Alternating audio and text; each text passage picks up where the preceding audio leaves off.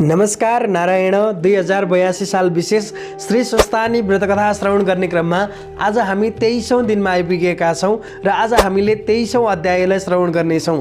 सर्वप्रथम हजुरको समीपमा पुष्प रहेको छ भने पुष्प हातमा लिएर प्रार्थना गर्न सक्नुहुनेछ। पुष्पाञ्जली पश्चात अनि हामी कथातिर अगाडि बढ्दछौं।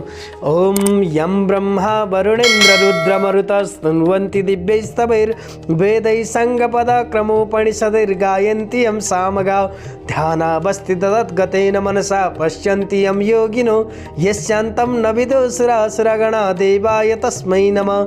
श्रीमच्चन्दनचर्चितोज्ज्वलवपु शुक्लाम्बरा मल्लिका मालालङ्कृतकुण्डला प्रविलसन्मुक्तावली शोभिता सर्वज्ञाननिदानपुस्तकधरा रुद्राक्षमालाधरा वाग्देवी वदनम्बुजे वसत मे त्रैलोक्यमाता चिरं मुखं करोति वाचालं पङ्गुं लङ्घयते गिरिं यत्कृपातमहं वन्दे परमानन्दमाधवं। नमो भगवते तस्मै व्यासाय मिततेजसे यस्य प्रसाद वक्ष्यामि नारायणी कथामिमं। नारायणं नमस्कृत्य नरं चैव नरोत्तमं देवीं सरस्वतीं व्यासं ततो जयमुदीरये। श्रीस्वस्थानी परमेश्वर्यै नमो नमः।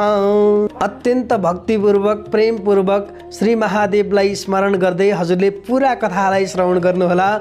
अथ त्रयोविंशोऽध्यायः। कुमारजी आज्ञा गर्नुहुन्छ, हे अगस्त्य मुनि, नवराज ब्राह्मण पिताको खबर गर्न गएपछि नवराजकी स्त्री चन्द्रावतीले सासु गोमासित भनिन्, हे माता, म माइत नगएको धेरै दिन भयो। यहाँ खान अन्न छैन, लगाउन लुगा छैन, अर्कासित मागेर मात्र कति दिन निर्वाह गर्ने। अतः म केही दिन माइत जान्छु। तपाईँले आफ्नो शरीर र घरको रक्षा गर्नुहोला। तपाईँका छोरा आएपछि मलाई डाक्न पठाउनुहोला।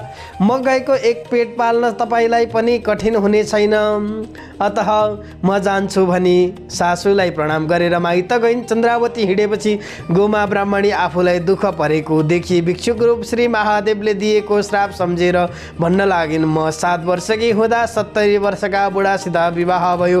ती पनि भिक्षा माग्न गएका आजसम्म फर्केनन्। छोरा बुहारीले पनि छाडेर गए। म यस्तो अवस्थामा परे धिक्कार रहेछु।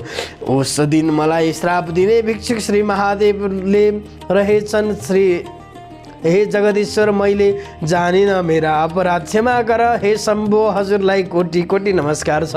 अब मेरा रक्षा गर कि यो प्राण हर भन्दै आँसुका धारा बगाई रोई कराई बौलाहा जस्तै भएर हिँड्न लागिन्। महादेवको आनन्द समयमा बिन्ती गरिन्, हे नाथ, त्यो गोमाको दुःख हेर्नुहोस्, त्यो पनि हजुरकी पत्नी हो। त्यसलाई कष्ट दिनु योग्य छैन। मलाई साह्रै दया लाग्यो। म त्यसको केही उपाय गरौँ कि आज्ञा भए स्वस्थानी परमेश्वरीको व्रत गराऊ र दुःखका सिन्धुबाट पार होली।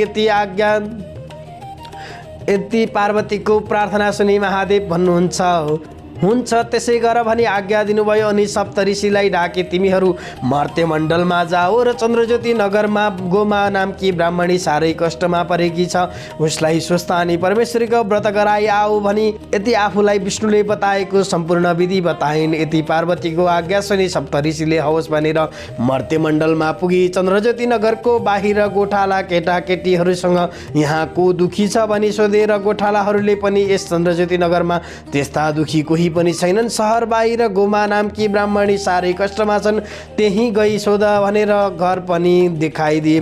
अनि सप्तऋषिहरू तिनको घर पुगे। गोमाले पनि सप्तऋषिहरूलाई देखेर प्रणाम गरी भित्र लगेर बिरामा बसाले, हे ऋषिश्वर हो, म यस्तै पापिनीका घरमा आई के कामले दर्शन दिनुभयो, आज्ञा होस् भनिन्। र सप्तऋषिहरू भन्दछन्, हे गोमा, तिमी साह्रै नै दुखी हुनाले श्री स्वस्थानी परमेश्वरीको व्रत गराउन आयौँ। अब तिमी एकाग्र भएर सुन। सत्ययुगमा हिमालय पर्वतकी पुत्री पार्वतीले श्री महादेव स्वामी पाउनका लागि गरेको त्यो व्रत पौष शुक्ल पूर्णिमाको दिनदेखि आरम्भ हुन्छ। हात खुट्राका नङ काटी पवित्र भई एक भक्त रही एक चित्त गरी नित्य मध्याह्न कालमा श्री महादेवको पूजा गर्नु। माघ शुक्ल पूर्णिमाको दिन अष्टोत्तर 100 रोटी, अष्टोत्तर 100 अक्षता, अष्टोत्तर 100 जाति जातका फुलहरू र नाना उपचारका तयार गरी आरसीमा ओमकार लेखी गंगा जलले स्नान गराई रक्त चन्दन श्रीखण्ड सिन्दूर पुष्पमाला वस्त्र धूप दीप र नैवेद्य मेवा मिष्टान्न कस्तुरी बेटी चढाई स्वस्थानी परमेश्वरीको पूजा गरेर कथा सुन्ने कोही नभए आफै भन्नु र आफै सुन्नु। आफ्ना खाट उइटा धनु आदिलाई सुनाए पनि हुन्छ। त्यसपछि जुन कामना इच्छाले व्रत गरेको छ मेरो अमुक कामना सिद्ध होस् भनेर अर्घ्य दिई जप ध्यान स्तुति गर्नु। श्री स्वस्थानी परमेश्वरी भनेकी कस्ती छन् भने हे गोमा ब्राह्मणी ध्यानपूर्वक सुन। सुवर्ण वर्णम दीप्ताहम त्रिनेत्रम कमलाननम सिंहासन समासीनम सर्वालंकार भूषितम नीलोत्पलधरम वामे दक्षिणे वरदाम शुभम खड्ग चर्मधरम चोर्ध्वम वाम दक्षिणयो क्रमात् चतुर्भुजां च मां तत्र पूजयेत् वृषकेतुनाम एवं ध्यात्वा महादेवी स्वस्थानी जगदीश्वरीं। पीतवर्ण सुवर्ण भन्दा पनि दिव्य वर्ण भएकी 3 नेत्र भएकी कमल पुष्प झैं मुखमण्डल भएकी नाना अलङ्कार पहिरी सिंहासनमा बसेकी खड्ग चर्म र निरोत्पल लिएकी 4 बाहु भएकी यस्तै श्री स्वस्थानी परमेश्वरीलाई हृदयले सम्झी त्यही मेरो पनि पूजन गर्नु भनी स्वयं महादेवले आज्ञा भएको छ। यस्तै स्वस्थानी परमेश्वरीको ध्यान गरेर निम्नलिखित मन्त्र पाठ गर्नु।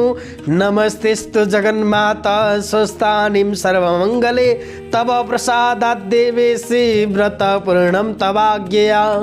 हे जगन्माता सम्पूर्ण लोकको कल्याण गर्ने हे देवी हे स्वस्थानी परमेश्वरी हजुरको कृपाले मेरो व्रत पुरा भयो भनी प्रसाद झिक्नु र अष्टोत्तर 100मा 8 रोटी 8 अक्षता 8 बेली पुष्प 8 पान 8 कुड्का सुपारी सगुन समेत आफ्ना पुरुषलाई दिनु। पुरुष नभए छोरालाई दिनु। छोरा नभए मित छोरालाई दिनु। मित छोरा पनि नभए मेरो अमुक कामना सिद्ध होस् भनेर गङ्गामा बगाइदिनु र 100 रोटी आफूले फलाहार गरी रात्रिमा जागराम बस्नु। हे गोमा यति गरेपछि स्वस्थानी परमेश्वरीको व्रतको प्रभावले तिम्रो सबै दुःख नाश हुनेछ अन्यथा नमाने। यही व्रतका प्रभावले पार्वतीले महादेव स्वामी पाइदिन्। अब हामी जान्छौँ भनी ती सप्तऋषिले भनेको सुनि गोमाले मनमा आनन्द मान्दै भनिन् हे ऋषीश्वर हो म यस्ती पापिनीका घरमा केही छैन कहिले अतिथि गरौँ केले आतिथ्य गरौँ पसलबाट पान किनेर ल्याउँछु भने चर्खामा रहेको धागोको लरिया देखेर साह्रै दया लागि 7 वटा सुनका कौडी आफूहरू बसेको पिरका मुनि छडेर गए। यदि श्री स्कन्द पुराणे केदारखण्डे माघ महात्म्ये कुमार अगस्त्य संवादे श्री स्वस्थानी परमेश्वर्या व्रतकथायां सप्तऋषि व्रतोपदेशो नाम 23 श्री स्वस्थानी परमेश्वर्यै नमो नमः। श्री स्वस्थानी व्रतकथाको 21औं अध्यायलाई समापन गरेसँगै अब हामी पुष्पाञ्जलीतर्फ अगाडि बढ्नेछौँ। हजुरले पुष्प हातमा लिएर श्री स्वस्थानी मातालाई प्रार्थना गर्न सक्नुहुनेछ।